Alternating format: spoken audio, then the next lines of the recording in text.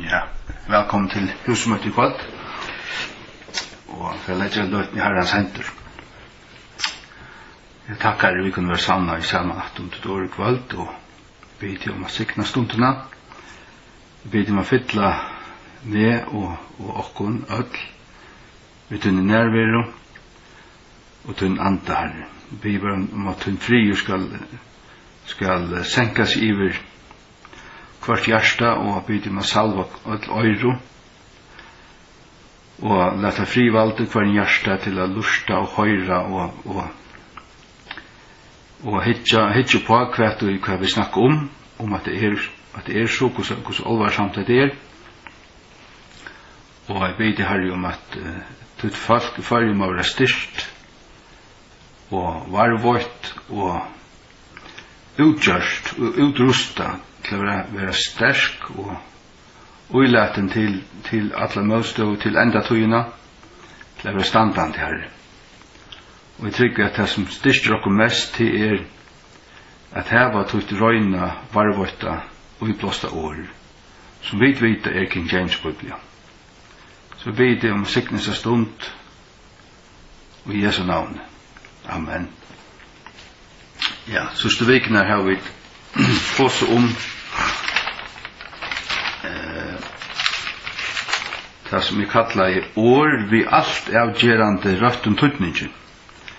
Det vil si at det øynstøk år og I Bibelene som hvis det ikke standa rett, eller hvis det ikke vi, så stender verset ikke lykka, og inni heldig det samme til ofte en år som vipper alle versene og lærer nære lærer.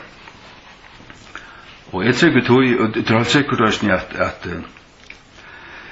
at Bibelen ikke bare Guds år sånn I årene, men hun årene til Herren. Himmelen og jord skulle genge under seg Jesus Matteus 4:35, men årene som eller mine år, skulle ikke genge under. Så han sier at til hans herre årene til honom, og så det viktig at de standa rett, og alle vi. Og, ja. Så vi var kommet til punkt 23, og vi fortsetter herfra bare kveld, og en gav han tog meg frem etter, og så få det suttja. Det neste 4 Timotheus 3:16. Det også. 4 Timotheus 3:16. Jeg halte ikke ut av det sørst, men samme gjør. Jeg har kort en strik under her I den føren. Og utan strusmål, mykjel løgndardomur godlig løykans. God var givet til kjenner I kjøtenen, rattvurkjørter I andanen, sattur av anklun, prætik av høytningunen, troen av I heimenen, møttidgen opp inn I dord. Året her som strutt til året god.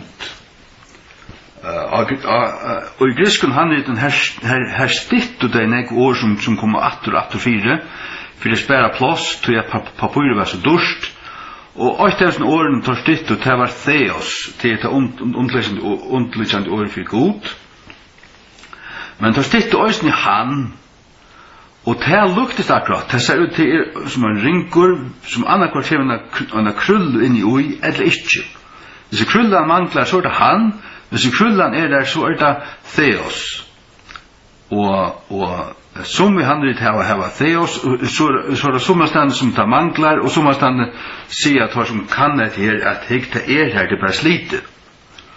Men tekstus og septus handlitene og reformasjonsbibelen til å si at det god, var givet til kjenner I kjøtenen, og til den optimale lesehotteren, til å vøy, det simpelthen Guds ord.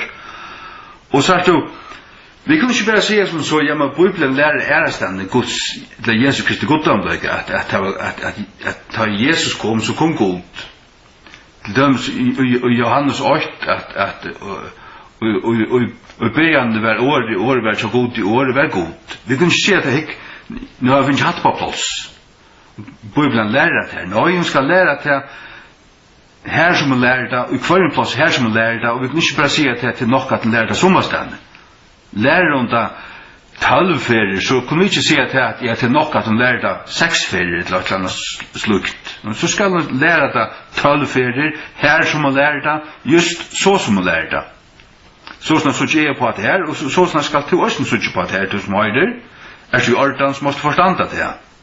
At Bibelen høyla, og vi kan ikke gjøre vi henne som vi vilja, hun skal standa så som god til gjerne, og vi er ikke herrer over henne, og god til å lova varvøyda sin jord, og til hever han tog, og så det til at god viser okkon, og vil løye okkon til hver hun finst. Og det er til god gjør det langt under reformasjonene. Han gav dem rødt og handritene. Konstantinopel fell, halvtrus åren reformasjonen kom, og tar tryggvande ur Konstantinopel til å flytja og vestretter til Europa, til Paris og London er stedene, her som skolar var og universitet, og for å lære grikst. Og tar høyt visse textus receptus handrit, som rettelig gommel, som yngre, men her var en øynløgj ui, og det var det som Erasmus, Stefanus og Besa og ærer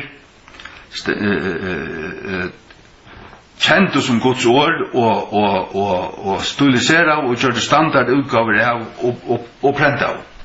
Og til det som ta i god gjør det reformasjonene, så var det tanntekster som kom ut, som først ble prenta av og brøyter ut om alt Europa. Ja. Og så var det ikke fyrir i 1841 at Vestkott og Horst kom og innført en tekst som reformatørene i 1500-tallet hadde vreka. De tar kjente tannteksten. Og tannteksten var given ut i Doi Reims Nye Testamentet, som kom ut i 1620. Og 1600 nok først kom Nye Testamentet ut av dem, men alt Bibelen i 1620 mange bestemt. Og tannteksten av de alexandriska slænen, men han hadde protestantene vreka. Og en rett protestanter, og stande vi protestantiske reformasjonsbøyblene, på best i King James, men jeg var også gamle danske fra 1640, og Luther fra 1545 her av vårene fram og himmel. Halleluja. Og det Guds ord, men King James det skurka Guds ord, det røyna, det edla, det fullkomna. Halleluja. Vi hittar på Gjerninger av Apostlarna 22.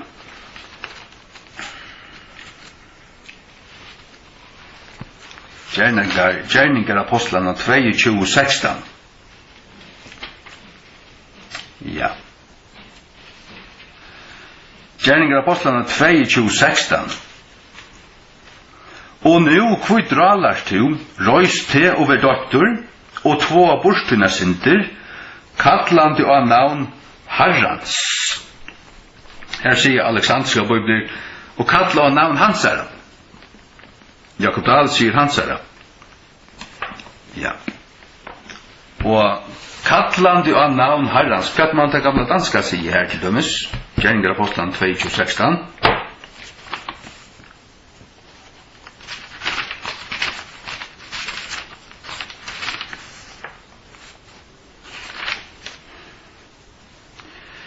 Og nu, vad tøver du, stå opp og lad deg døpe, og dine synder aftvette, og påkald Herrens navn. Påkald Herrens navn. Ja. Og grunden til at det tvær undliggjande streimar av manuskriptum til alt den antiokiske byzantiske streimeren, som Textus Receptus, som undliggjande for reformasjonsbibelen, og så det sånn alexandriske, som kom ut av 1841, som undliggjande for 100% for Jakob Dahls bibel, og nokre 40% for Viktors bibel. Nu sier jeg bare så, jeg skjøter bare, jeg var der i det her loj. Ja. Vi färda till Jesaja 14.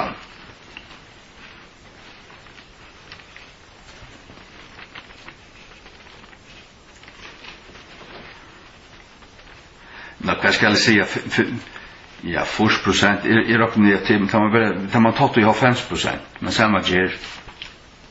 Jag säger bara att här bara för att illustrera någorlunda kvar i mötet det är.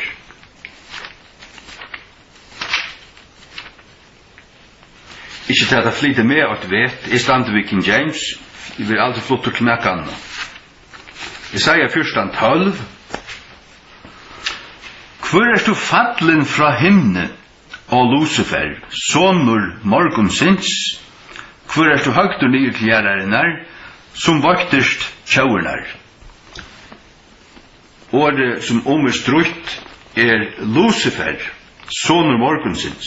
Lucifer, son of the morning. Jeg leser hva Jakob Dahl sier her. Hvor er du fallen av himne til ljaumande morgonstjøtna? Sagt du, morgonstjøtna er det som du sier. Og morgon finnes det i teksten, men stjøtna finnes det ikke. Det er det som er. Stjøtna finnes det ikke i teksten. Nu läser jag Viktor.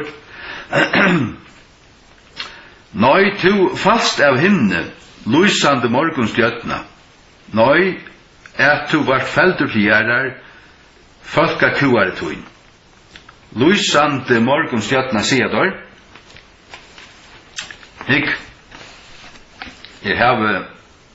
har her bøtjena tja Gail Rittlinger, New Age Bible Versions.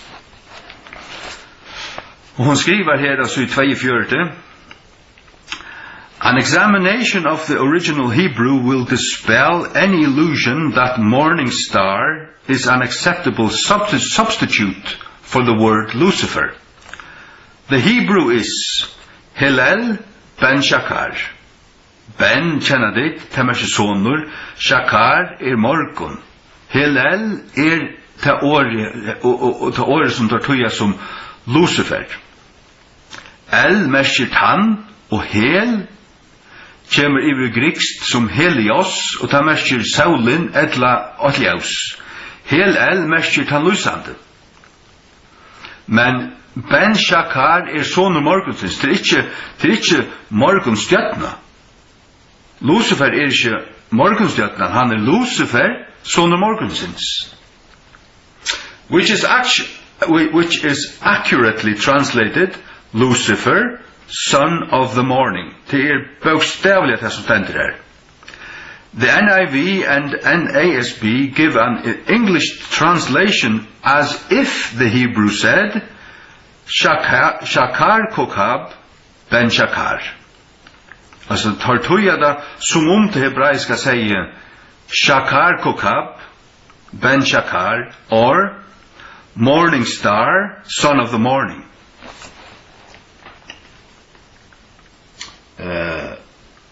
Til ljaumande morgonstjøtna, ja. Det egentlig det sia.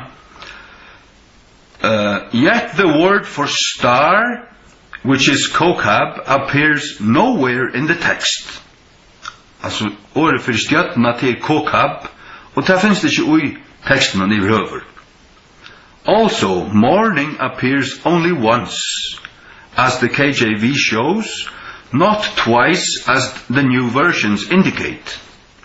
The word kokab is translated as star dozens of other times by NIV translators. Morning or dawn is likewise used hundreds of times.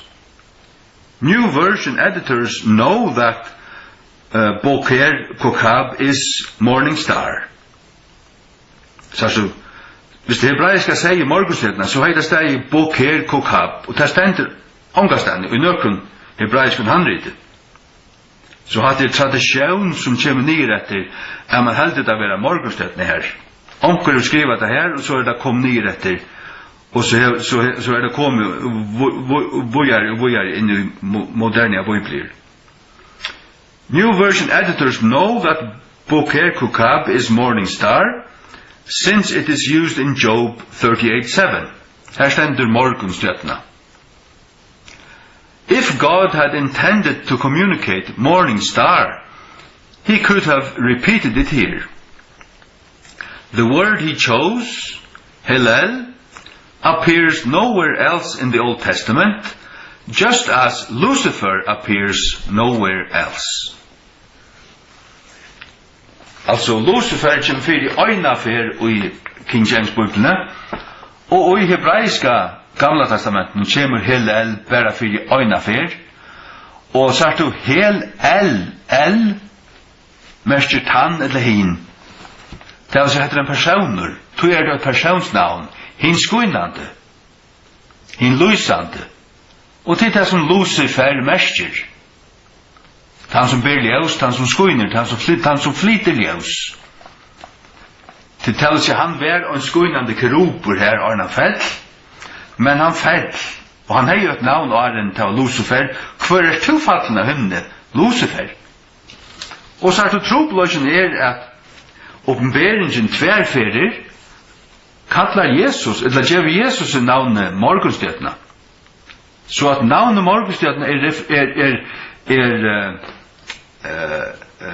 refererer til Jesus.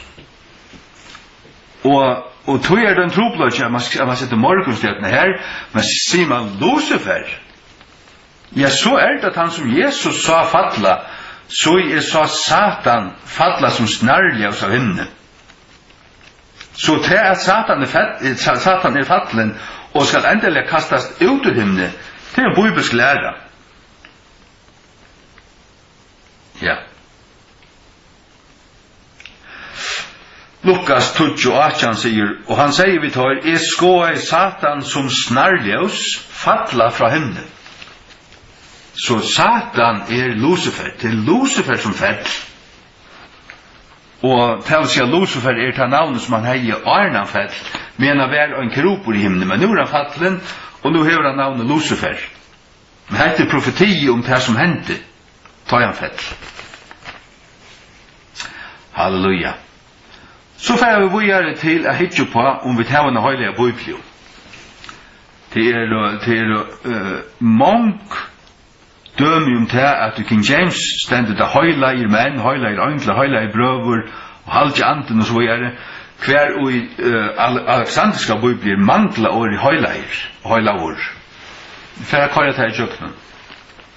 17. Peter 8:21.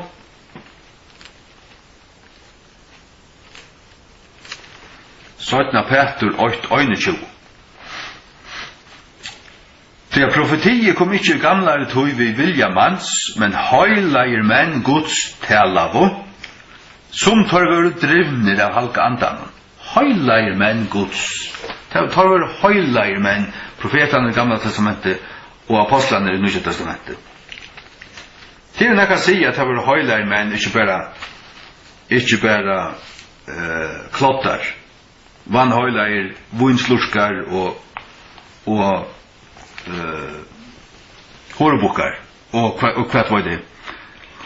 Victor han sier sånn nøy, aldri nekka profeter kommer fram av manna av vilja menneska, nøy, drivner av høylei andan og tala og høylei, ok, han sier høylei menn Guds, men det som vi sier at omkutøy Victor sa Bibel betre enn Dalsa. Men som sier Dahl han sier sånn at onka tog nekka profetord bor fram av mannavilja, men menn fra gode tala. Menn fra gode, sagt du. Og det som alle de moderne og enske bøkene sier. Og ja, vi får gå her. Matteus 25:31. Matteus 25:31.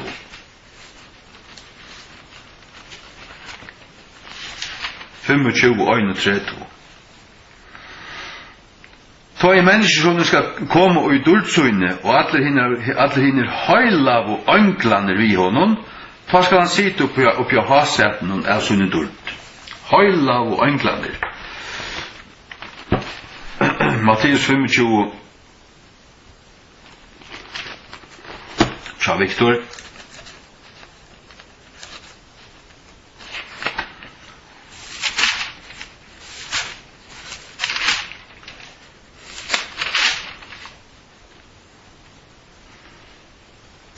Her stendur, men menneskesåneren kommer ur dursøyne, og atler ønglaner kommer vi honom.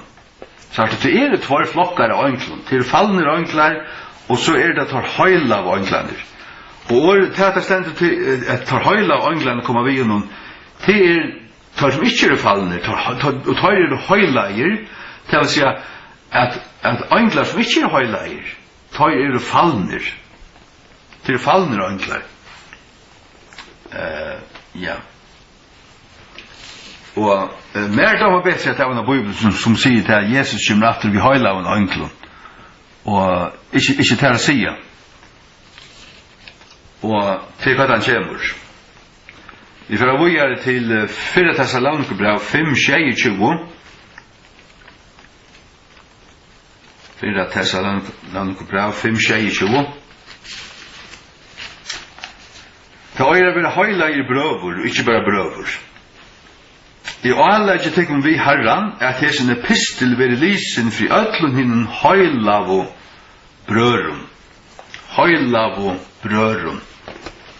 Det vil sige, at vi brøver, vi høylav, vi halka av Jesu blåe, og jeg tror at vi vet at vi til, og vi i samfunnet har høylav, og vi har høylav, frelst Guds bøtna gjerra, tog vilja vi liva så som det, og vi vilja liva høylagt, vi innskja det.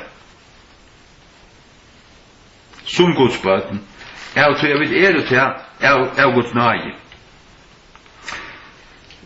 Viktor sier, og alle ikke tikkum vi herran at leta brevet vera lyse fri öllum brørenum, høyla og brørenum manglar. Hva man til døms Luther sier her? Hva man Luther sier her? Han sier, allen heiligen bryteren. Allen heiligen bryteren. Sjåvante, og den gamla danska og King James. Hatt den rette teksten. Høyla av brødrene. Så det profeter, eller høyla profeter, til åpenberingen 2:26. Åpenberingen 2:26.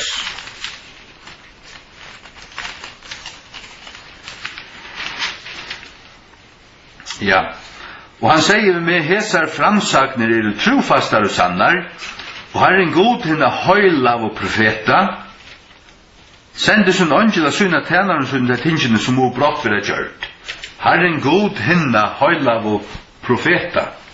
La meg hitje hva Dahl sier. Og Herren anda profetana. Han sier anda, Herren anda profetana. Nei, Herren god henne høylav og profeta.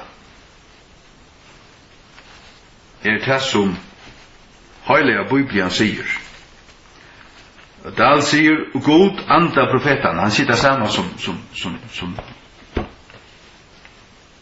Dahl. Ja. Åpenberingen 18:20. Åpenberingen 18:20. Her det høylager apostlar og profeter, ikke bare apostlar og profeter. Høylager apostlar og profeter. Fegnast iver henne til himen, og til høylav og apostlar og profeter, for at Herren god hever hentikun av henne.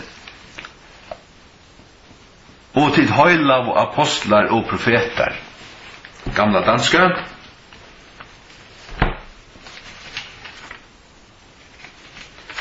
Til at vi leser oss inn i øreversjonen til at bare til at plekket her, få at det lukka som oppmala og høyra det. Månen vurst her. 18:20. Fryt deg over den, du himmel, og i hellige apostler og profeter. I hellige apostler og profeter. Ja, tar vår høyleir. apostlarna och profeterna. Det säger Guds ord, och det året ska standa vid, det ska inte mankla. Johannes 6:39. Halge anden. Det är inte bara små bagateller i sitt ingenier. Och de som vill säga att det är små bagateller, det har varit lågt syn och på Guds ord. Det är inte rätt av det. Det måste kunna insutja, det är inte rätt. Men detta talar han om andan som tar som trygg vad han skulle mottäcka. Till att halge anden var inte en given, och till Jesus var inte en durmätter. Halge anden var inte en given. Dal.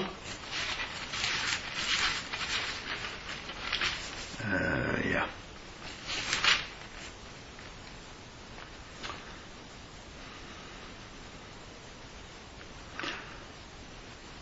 Vet att det än var anden inte kommen, säger han bara. Inte hela anden, han säger bara än var anden inte kommen. Viktor.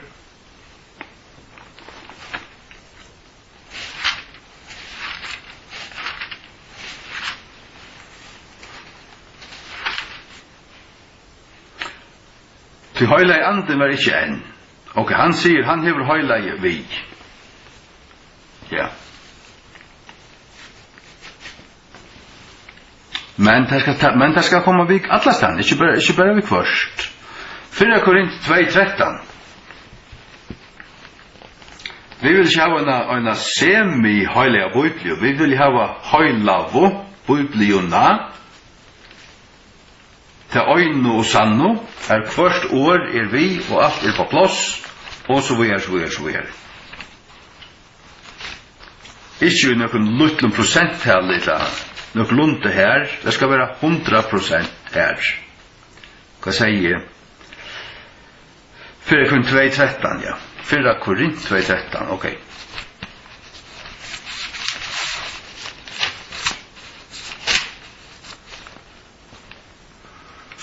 Hver jeg luter oss vi tala, ikke i årene som visdommer manslærer, men som halvt anden lærer. Berande saman antliga luter vi antligar, som halvt anden lærer. 4 Korint.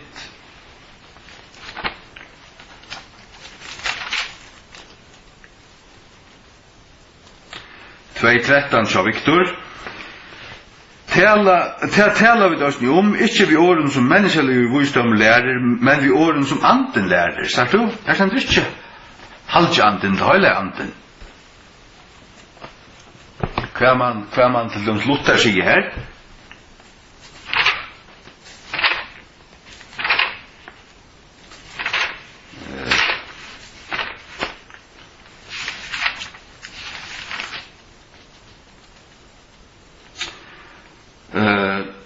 Sondern mit Worten, die der Heilige Geist lehret.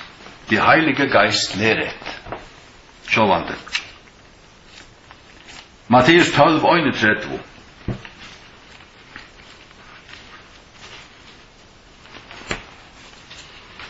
Matteus 12:31.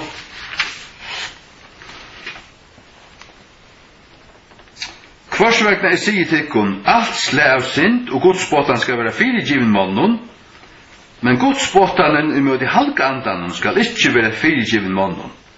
Her sørst du til at året halka stendur skraskrift i King James. Tar sett vi kvart år i skraskrift hvis oppbakningen og i manuskript haupen og tar arbeidet vi ikke være 100%, men nok så nek, eller avvis høyde det, så kordet det ui, og tøyder kordet det ui, og oppbakningen ikke være optimal, eller 100%, så kordet det i skraskrift, for jeg viser det. Men det vil si at som i han høyde året halka andanen her. Og det kallar man ærlighet å gjøre det. Det vil si at leseren ser at her hvordan det er, hvordan vi ikke er, men man er ikke utletta, man er korset ui.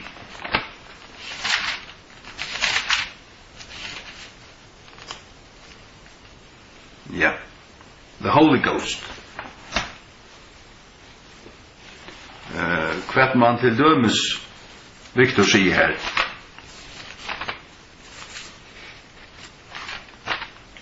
Og så jeg bruker skraskrifter og ord til viser en ærlig løyka. En ærlig løyka. Ja.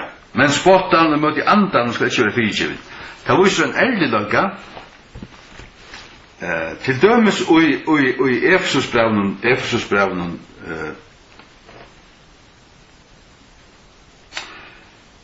tvei vers 8 og tikkun hever han livande gjørst som var det i misgjeren og synden. Altså i årene her hever han livande gjørst det har vi lyst meg fram til at de stand i summun griskun han rytun ikke ötlun men tar det av kors i skraskrift det vil si at som i år i King James som i skraskrift finnast i griskun han rytun men tar velja hva det skraskrift her som kanskje ikke ordentlig ødel hevas i årene vi. Ja. Gjerninger av apostlarna 6:3.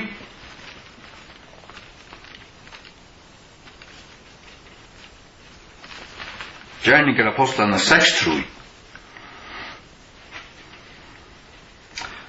Hvers vegna brøver hitje til framtykkere mittlun menn av ærligun ommæle, fotlar av halkandan og vusdømme, hverjar vid med a skipa i virsen starve, fotlar av halkandan. Jeg slår opp til Victor.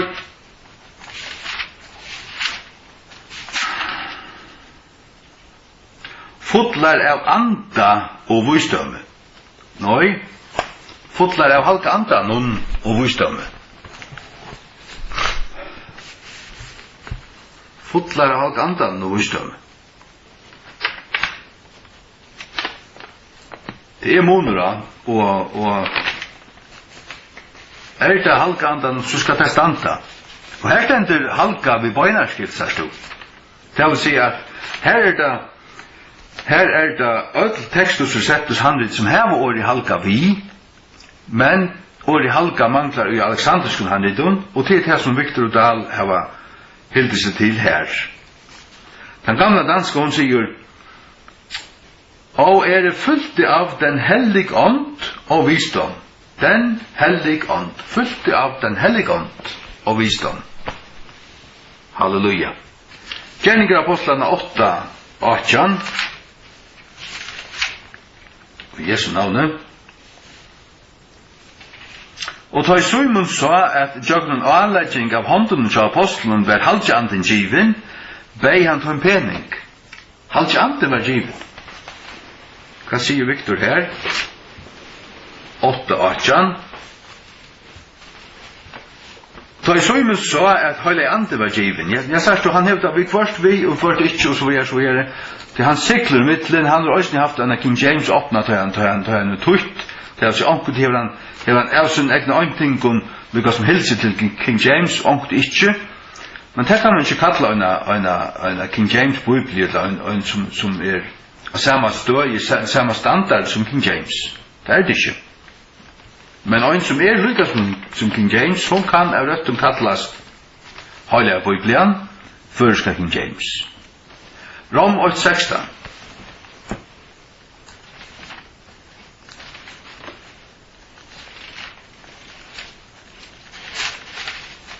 Og henne vil jeg elska av hjertelig før.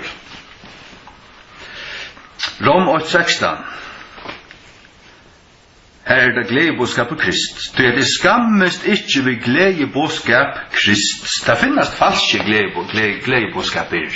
Men det gledebåskap på Krist, så er det han gledebåskap han sender sine lærersvåner ut av pratika.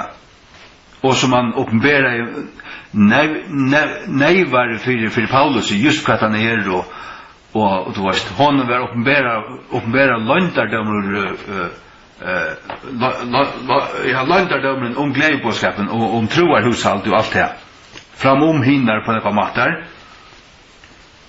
Men ja, läran om det utgrøyna i brøven Paulus nejvare. Men gledebåskap på Krist. Men her sier Bergit Dahl og Viktor, da sier bare gledebåskapet. For at man til dømes den gamla danska sier, det nekka ive? Ja, jeg vet.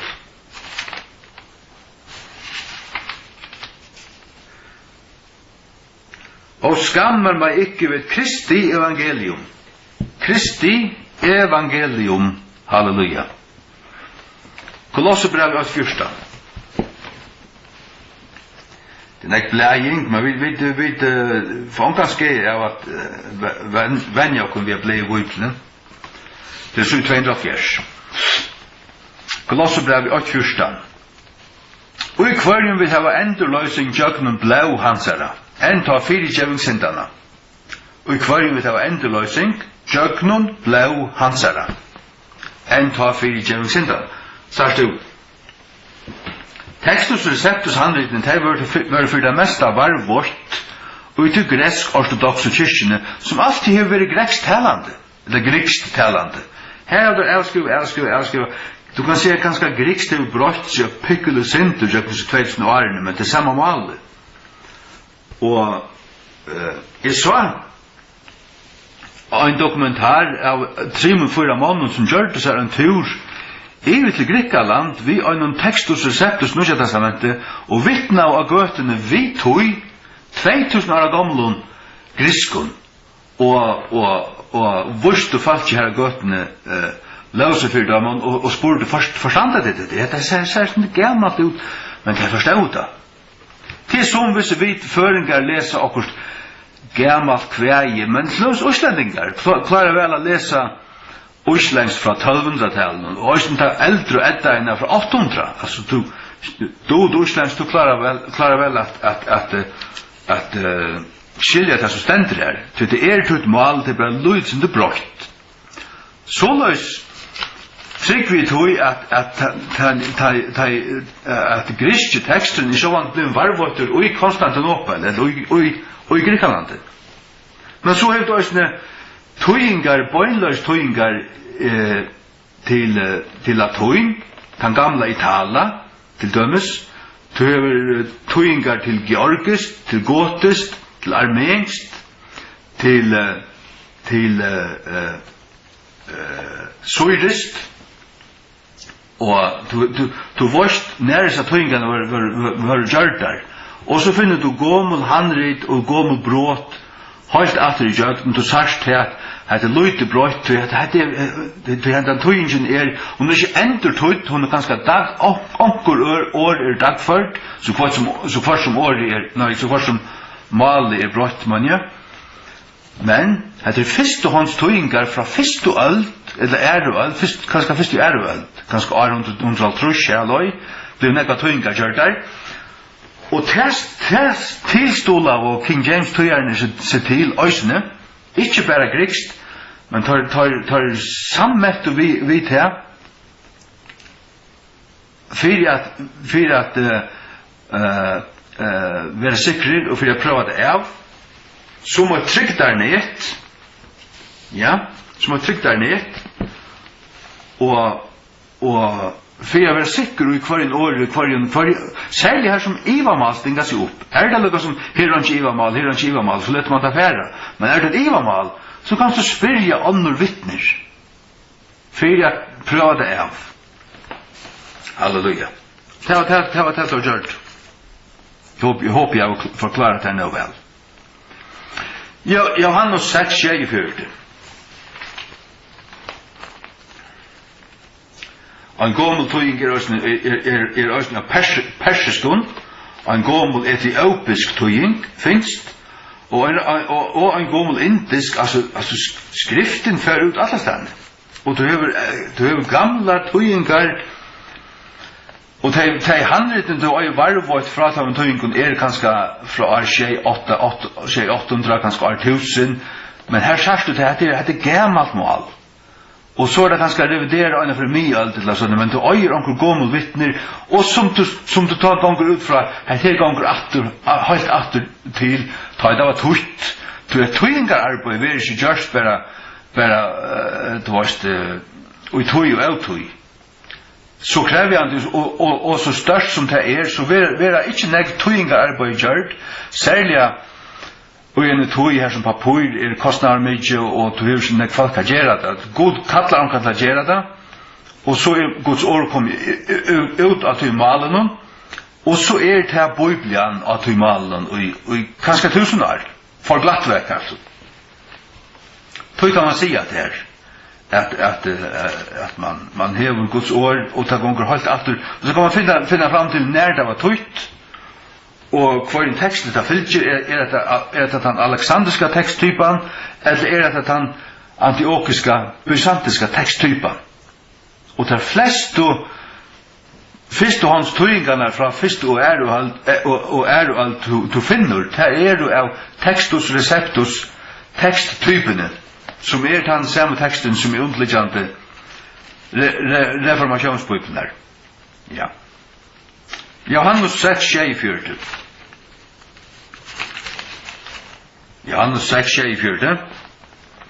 Sannelig sier tykkun, han og tror av meg, hevur evigt værande liv. Han og tror av meg. Hva hvis det stod bare han og tror hevur evigt liv? Det nok at du trust, jeg tryggve, jeg kvarjen trust du, og kvann du trygg, til dømes. Det har jeg sagt, var alltid avgjørende. Victor han sier, sannlega sier til kun tann og tror hever evigt liv. Han sier bare tann og tror kvarjen, tror av kvann. Nå, Jesus sier tann og tror av meg. Du må trykke av Jesus. Ikke bare til han har funnest og alt det her. Men, til hjertens alle skal være av han. At han til frelsere. At det som han kommer djeva og gjøre tøyna vekkene, at det nok. Så du av et liv. Til sannløgjen. Og det skal standa i munne vøypil og ta gjerta. Og sa det til. Luther han sier, wahrlich, ich sage euch, wer an mich glaubet, der hat das ewige Leben. Hver som av meg tror, han hever til evige livet. Av meg tror. Ja. Sødna Johannes brev. Sødna Johannes brev.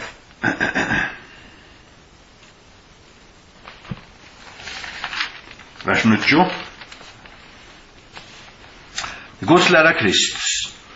Hver som helst du misbryter, og vil ikke verande i Guds læra Kristus, hever ikke god.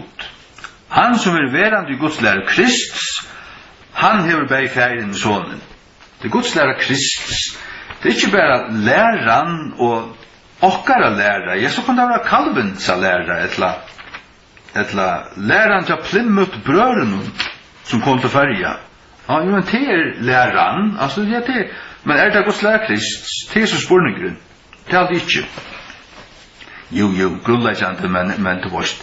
Vi skulle definere, vi skulle hava terminologien retta, og hava tingene rett. Ikke? Anna Hansa brev, vers 9 til Victor.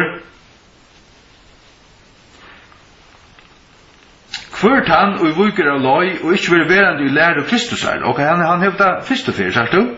Hever ikke god. Han som vil verande i lærerne, men her stender tverrfyrir Guds lære Kristus. Han vil verande i Guds lære Kristus. Det er Guds lære Kristus som skal standa tverrfyrir.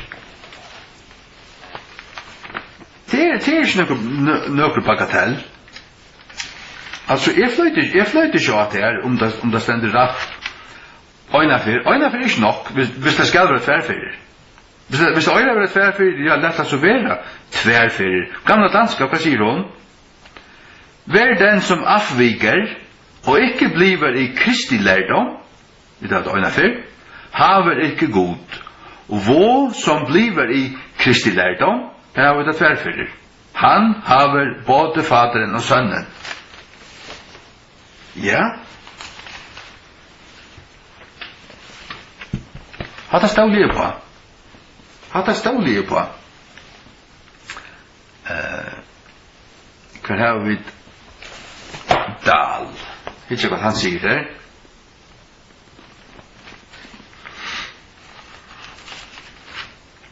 Jeg halte ikke at dette roksut det der. Jeg behøver ikke roksut. Ja. Dahl sier det samme. Øyne kvør som vuker fra og ikke støvfastur og lærer Krist. Så det har lærer Krist øynefer. Han ikke god. Han som støvfastur og lærerne. Nei, det skal standa og lærer Krist, eller Guds lærer Krist. The doctrine. Doctrine Guds lærer. Lærer om god. Eller lærer fra gode, lærer tja gode, lærer tja gode om god. Og så videre. Ja. Vi tar ut et træt her. Til 4 Timotheus 2:6.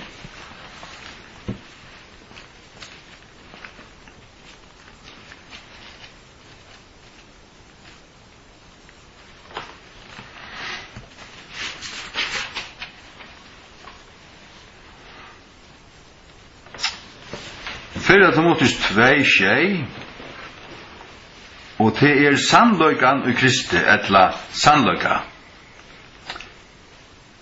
Hver innsettur ein prætikumævur og ein apostel tale sannløykan i Kristi og likvitje ein lærer av høytningen og i trygg og sannløyka. Da sier jeg bare tale sannløykan i Kristi eller tale satt i Kristi. Nei, det skal være, nei, det sier bare tale sannløykan eller jeg sier satt. Det skal være tale sannløykan og i Kristi. Fyrra Timotheus 2:6, Victor.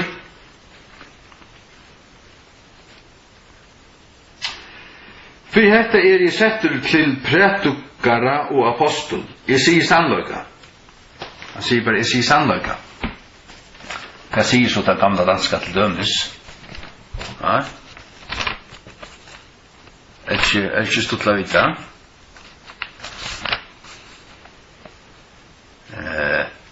Jeg sier sannhet i Kristo. Jeg lyver ikke. Sannhet i Kristo. Så at du av gamle danskene så bentet du rett mølet. Kristo, hva det? Det er jo til kvarjumfall. Det er her fra latuinen. Hadde kvarjumfall. En former av tøy. Så det Efesus 3:14.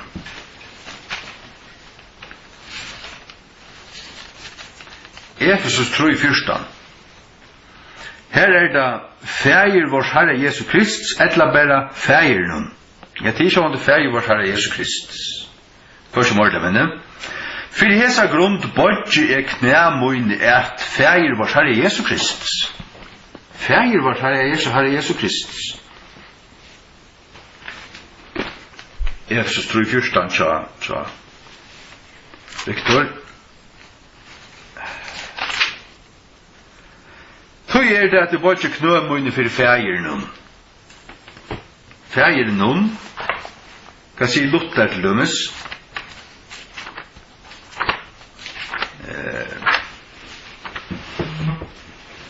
Til Efeser. Luther skriver også med PH, 4F. Efeser.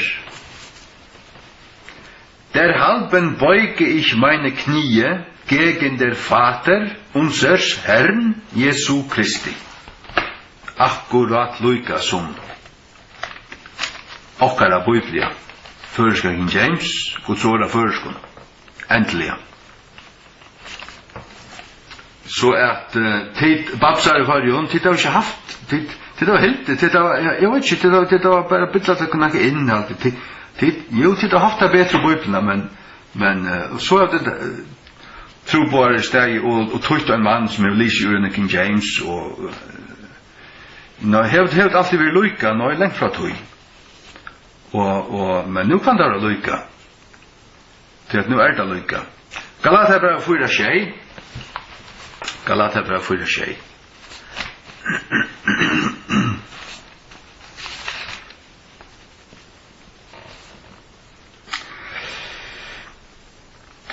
Så att tar man hever till uppenbarelsen av bibelsövene, tar man studerat och sett till oss en rätt god film som heter Candle in the Dark efter Chris Pinto, tror jag timmar längre dokumentarer från 2019.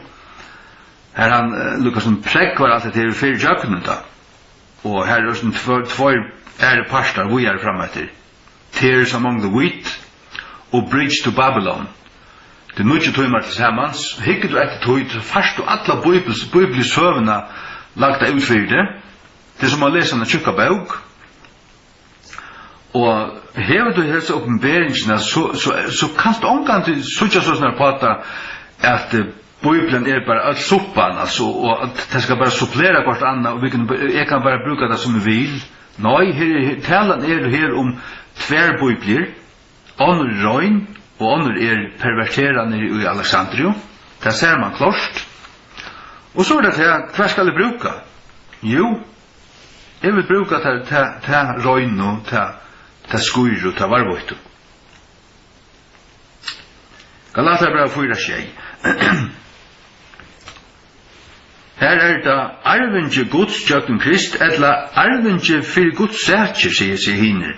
Nei, vi leser her, hvers vegna du er ikke mer tjenare, men sonur, og om sonur, ta arvinge Guds jökn Krist. Vi er arvingar Guds, vi arva Guds rydje, og vi arva god, forhold vi god, jökn Krist. Han er veveren. Han er veveren sannlig til liv, og han kommer til feien, og han jökn han. Vi er arvingar Guds jökn Krist.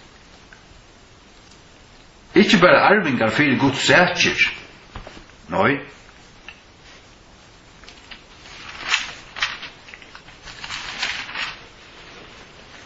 Så at dette lærer hver sutt. Lærer ikke det samme. Her stender Tja Viktor. Tu erst ta ikke trælur langur, men sonur. Og erst du sonur, erst du òsni arvinge vi gode. Arvinge vi gode. Ja, hva hatta merskjer, ta må onker annar utleggja fyrir meg, jeg legger ikke å vite det. Er i arvinge Guds jökn Krist. Jökn Krist. Dal han sier så erst du ikke ta ikke langt træler men sonur men erst du sonur ta erst du arvinge fyrir Guds sætjer hver manglar hver blå jökn Krist av nå det blir vekk jökn Krist kjem du jökn Krist så det ikke kjem du jökn Krist og i trygg var han jökn hans blau vaskavur, innsiklavur så det god og Guds rydje. Gamla danska hon sier så du ikke lenger en trell men sønn men du sønn da du også Guds arving formedelst Kristum formedelst ta merker omveis etla ja, omløyes Krist omløyes til det samme som og jöknun til først omveis han til først til hans er fyrst og så arva du god så arva du Guds rydje. Kolossebrev 8:2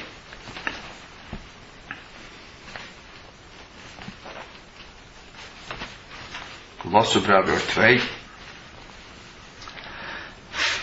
Her god feirvaren og Herren Jesus Kristi etla bara god feir okkara sagt du og Herren Jesus Kristi Kolossebrev 8:2 til henne høylav og trofaste brødre i Kristi som i Kolosse nøye ved hjertekon og frigjør fra gode feirvaren og Herren Jesus Kristi og Herren Jesus Kristi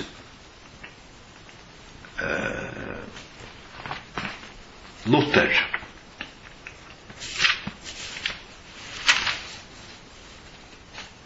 Kolosser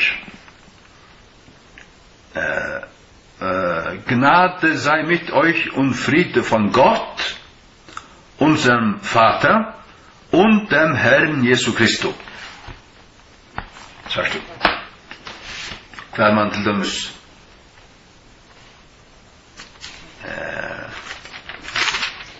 Victor sier her frier fra gode feir okkara, skriver han bare. Nei, og Herren Jesus Kristi. Galaterbrev 6:15. Galaterbrev 6:15.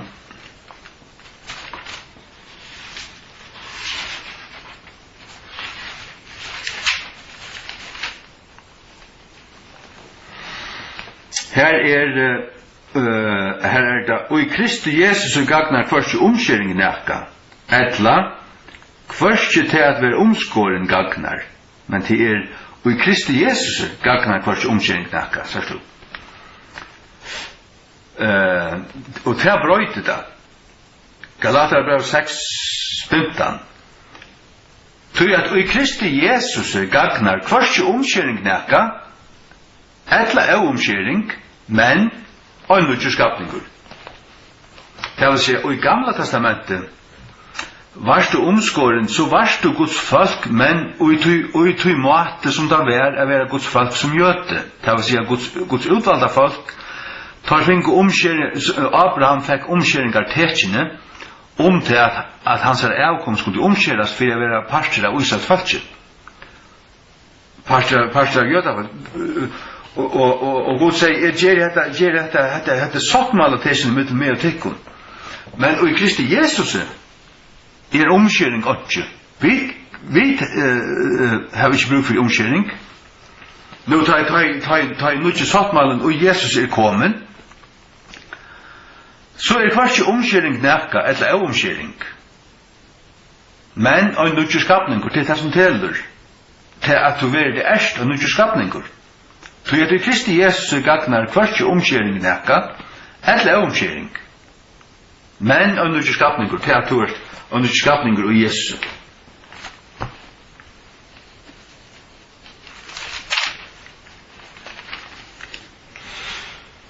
Victor han sier, til hvertje til at være omskåren, eller til at være avomskåren nekka. Jo, men det er det, hvis man hikker på jødadommen og mot til høytingarna, hvis man stater her, så her vær en moner. Men i Kristi Jesus er han ikke moner. Det vil si, er du omskåren? Fra østen til, er du en jøde som er omskåren, men som blir frelster, så er det en omskjering ikke. Er du en høytninger som er avomskåren, men er kommet inn i Jesus, så er det en avomskjering heller ikke. Men det som er nekka for å komme boa parster, det er til at vi er nødvendig skapninger. For at i Kristi Jesus gagnar, altså det gagnar ikke, ta i der kommer Jesus, om du er omskåren, er en omskåren jøde, du har en 4 måneder tog i Kristi. For at i Kristi er alt fullkomne, alt oppfyllt. Eller er omskjering, men av nødvendig skapninger. Ja. Halleluja. Ok. Markus 9:42.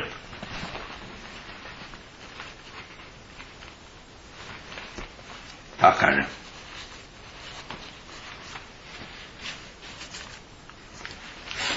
Her er det tror av meg at du er.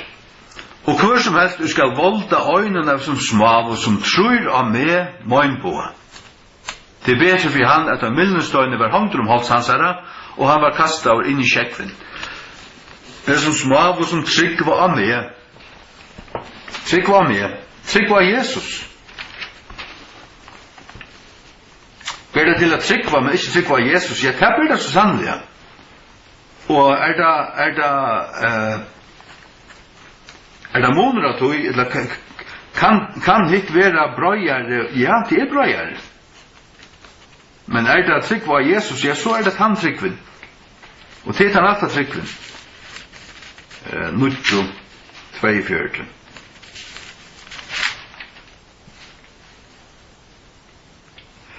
Og i Victor.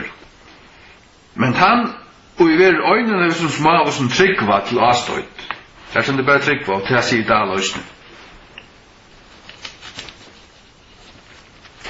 Ja. Vi tackar Johannes 3:36 oss nu.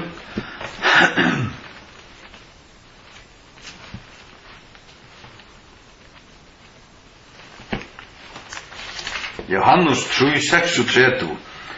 Her det trygg eller til at akta. Hvert det som områdende? Ja, det trygg. Johannes 3:36. Han utrur av sonen hever avutverant loiv, og han utrur ikkje sine noen, skal ikkje sutja loiv, men Guds vrøy hever verant i ahonen. Her det trur boarferir. Han utrur ikkje sine noen. Det trygg som avgjerande. Om du strøyest og alt hva du kan for at akta, så kan det ikke erstatta trygg. Men hvis du ikke hever øynfalda hjertalige trygg, så som Jesus sier at bøttene skulle hava, så gagnar til åndsje.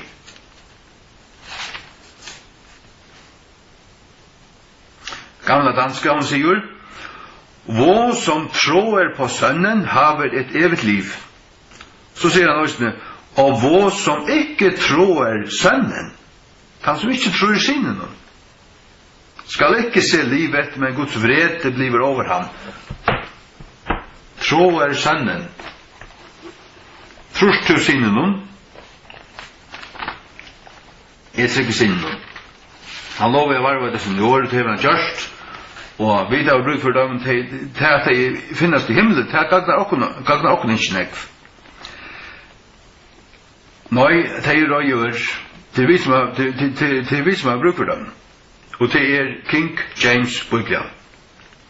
Johannes 3:36 av Victor, han tror av sonen til at, hever av et løy, men så sier han, men han og ikke vil løya sonen, skal ikke stå løyve, men nøy, røy Guds forverande i hånden, løya til her akta.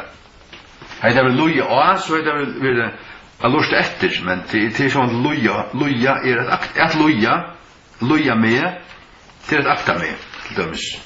Løya han, til at akta han. Dahl sier, «Tann som tror at sonen hever av et løyv, men tann som synen av løyen», sier du? Av løyen. Hvordan hvis man så som tryggvante? Hvordan hvis man så som omvendur flest tryggvante ikke alltid klarer at akta sonen, sier du, så blir det fordøming. Jeg akter ikke sonen ordentlig som jo, er det tryggvante? Jo, men jeg vil at jeg akta er bedre. Så kommer fordømingen her. Sier du? Hvert år har tøtning, det må alt være rett. Det må alt være rødt. Salmer 8, 6. 5 og 6. Salmer 8, 5 og 6.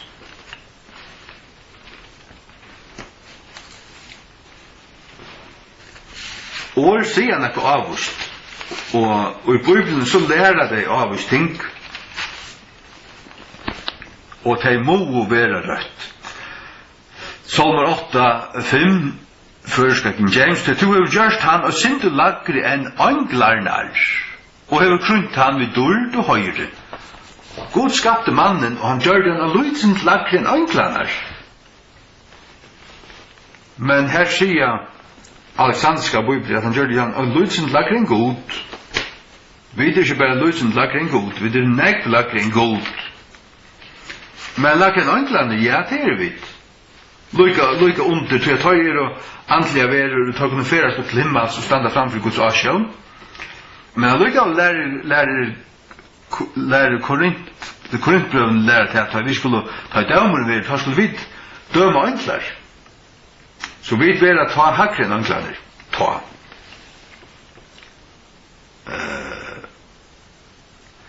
Ja, Dahl sier, du gjør det han nær om til god. Nær om til god. Så. Så vi er nesten god, sier han. Jeg vet ikke om han helst seg ved at han helst seg ved at det vet jeg at jeg ikke er. Victor sier, du gjør det han lydde lagre enn god. Nei. Lydde lagre enn anglader. Halleluja. Så det nummer 3, här för det gevast. Det 4 Peter 2:2.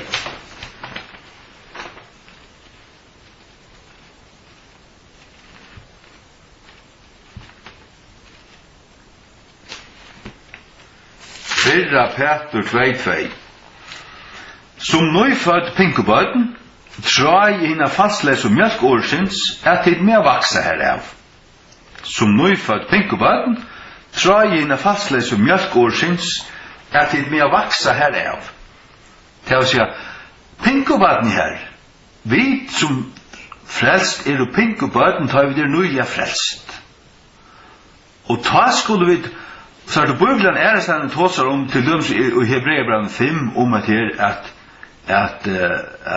drekka mjölk eller fasta føje.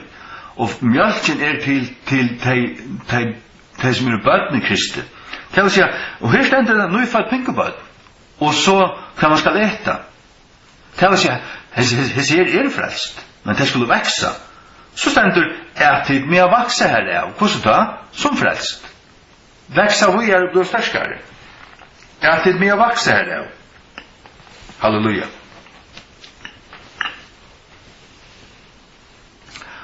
Och här är det att säga att det som har växa till frälso. Och tärger vers och tärger Guds ord till röna mål och puck. Nonsens. Totalt nonsens. För hvis man som frälsor ska växa till frälsor, så är ankor så är det ankor som inte huxar och ja grönt alltså. Jag tycker inte till god och hans hela år, men till ankor som har lagt och pilka vet till dömes Clement, Origen och Philo nere i Alexandria.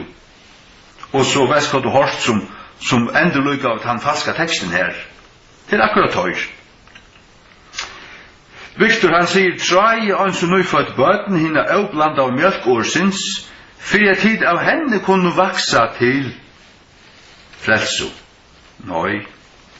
Han har sagt at det sier er nøyfødt bøten. Det vil si at det er nøylig endrefødt. Det innere menneske utdamen er det som er akkurat er født. Er det født, så er det endrefødt. Så kunne det ikke vaksa til frelso.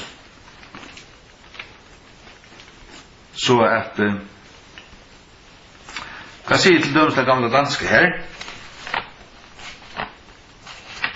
Så att vi till Luigi, vi sitter här vi Guds år i också där till.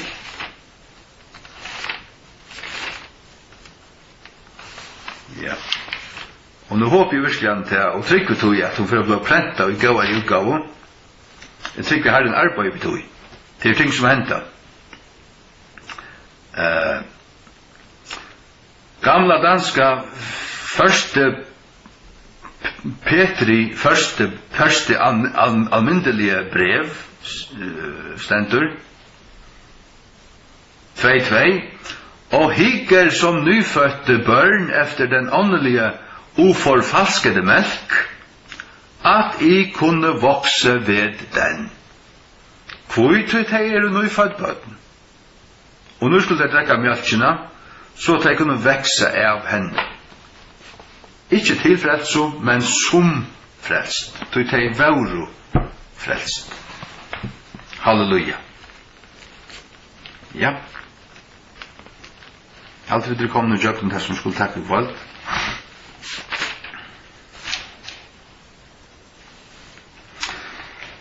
Hebreerbrev 5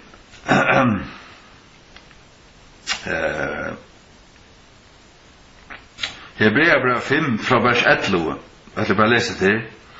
Kvann vi hava mångt ting a sia og ringa vera malt, vi tar til doler av horn. Til jeg tar ui etter tøyene til åtta at være fralærere, hava til tørv av at ein lærer til kun attur hver er veri sine fyrstu grunnregler og rakla gods, og er varne slutjer som hava tørv av mjölk, og ikkje av sterske mæte, til å si til her stender mjölken imot til sterske mæte, til å si høtt dei talt Guds års gibru ting, så at det etter sterskan mat, altså kjøtt. Men altså Paulus mette der til at vi har kommet langkur enn til bare drekka mjölk. Det vil si at som nøyfrelstur, tar man i baden, pink og baden, så drekker man mjölk. Og det er det som Peter skriver til, det som han skriver sutt brev til, at de må, som nøyfødt baden, tro at det er falsk av mjölk årsins. År, her er det atter året, sagt du. Jeg drekker det til som for at det kunne veksa. At det er med å vekse her det av. Det vårende sludje som har tørva mjölk og ikke sterk og mæte. Til hvert han som brukar mjölk av hegnigur i rettvisesåren til at han pinkobaden. Så her sender du atter året pinkobaden. He's a babe, sender King James. Men sterkur mæter høyre til tørra som vi fotlan aldur, enn ta tørra som på grunn av brukje hava sina sanser vandar til a grøyna bæg godt og illt. Halleluja. Herre, takk for disse stund, takk for det som vi tar se, og kunne fære i kjøkkenen. Takk for ditt år, Herre, takk for King James-bibelene, takk om dansk og Luther, som vi tar litt kjent her, og kunne hitja samarbeida vi, men selv om det er King James som tøyt etter, så hever man også til å ståle seg til hinner, hva det sier, og det er den rette grunderleg, det er tøyt røyne, høyne, rett lærende, rett skikka år, som det er enda logisk, at det er ikke en mening her, og at det og ja, hatt det simpelthen det, ikke nekka fra Alexandria, Jøkken Vatikan, og Jøkken for andre mennere i Nujendøld, nei, iver høver ikke, det er ikke blenkt, vil ikke sutja det, vil ikke høre det, i Jesu navnet. Amen.